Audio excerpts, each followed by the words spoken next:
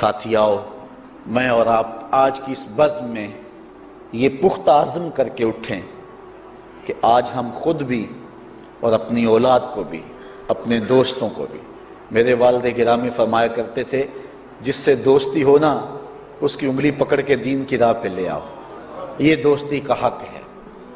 اس کے لیے آپ بہت کچھ کرتے ہیں لیکن اگر اس کو دین نہیں دیا تو کچھ بھی نہیں دیا۔ کوشش کرو میرا دوست ہو اور جہنم میں جائے۔ والدین بچے کے مستقبل کے لیے کتنی کوشش کرتے ہیں، لاکھوں روپیہ لگاتے ہیں مستقبل ٹھیک ہو جائے، کرتے ہیں کہ نہیں کرتے؟ یونیورسٹیوں کے اندر، کالجوں کے اندر کتنی بھاری فیسیں بھرتے ہیں، کیوں اتنا کچھ کیوں کر رہے ہو؟ میں نے دیکھا بوڑھا باپ اپنی کمر پہ بوریاں لاد کے مزدوری کرتا ہے، مائیں اپنا زیور بیچ رہی ہیں کہ اولاد پڑ جائے۔ میاں اتنا کچھ کیوں کر رہے ہو؟ جی مستقبل ٹھیک ہو جائے۔ یہ مستقبل کتنا ہے؟ 20-25 سال کا، اور جو اصل مستقبل ہے اس کی فکر ہی نہیں کسی کو۔ اصل مستقبل تو وہ ہے، اللہ اکبر، بیرون ملک جائے بیٹا تو ماں کہتی ہے بس دعا کرو کہ میرا بیٹا خیریت سے پہنچ جائے۔ بیٹی کی شادی کرتی ہے تو ماں کہتی ہے دعا کرو کہ اپنے گھر میں اس کو چین مل جائے۔ کسی کا انٹرویو ہوتا ہے، لوگ کہتے ہیں جناب دعا کرو کہ اس انٹرویو میں وہ کامیابی سے گزر جائے۔ میں کہتا ہوں جب قبر میں اترتا ہے پھر کسی نے آ کر کبھی نہیں کہا کہ دعا کرو مشکل گھڑی آ گئی ہے خیریت سے گزر جائے۔ اصل امتحان تو یہ ہے، اگر اس امتحان سے گزر گیا تو کامیابی اور بامرادی۔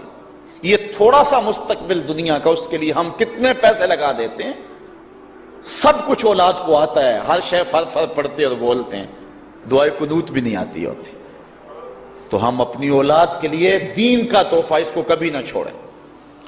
اللہ اکبر، کوشش کریں، محنت کریں۔ حضور نبی رحمت صلی اللہ علیہ وآلہ وسلم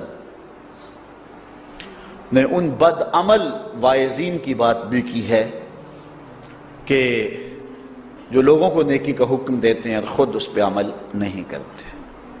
آج ہمارے کچھ واعظین لوگوں کو تو واعظ و تلقین اور نصیحت کرتے ہیں اور خود نماز میں سخت سستی کا ارتکاب کرتے ہیں، اور جس سے قوم کے اندر نماز میں سستی عملاً پیدا ہو جاتی ہے۔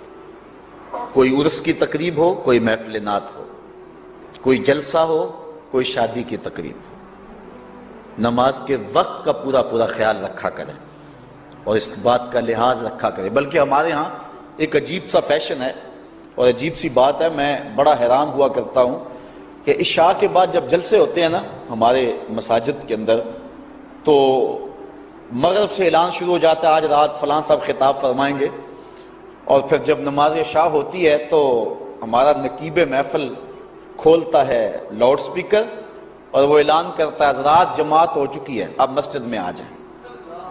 یعنی یہ نماز کو ہلکا کرنے والی بات ہے۔ ان کو کہا جا رہا ہے کہ بلکہ بات تو کہہ دیتے ہیں جس کا تمہیں ڈر تھا وہ گزر گئی ہے، اب آ جاؤ۔ کیا لینا ہے جلسے میں آ کر اگر نماز ہی نہیں پڑھنی ہے تو؟ ممبر و محراب کے جو ذمہ دار ہیں ان سے جو ہے وہ عجیب و غریب قسم کی جو ہے وہ حرکات سکنات سرزد ہو رہی ہیں۔ یہ جو جاہل نقیبوں کا ایک غول آ گیا نا، یہ بھی ایک بہت بڑی مصیبت ہے۔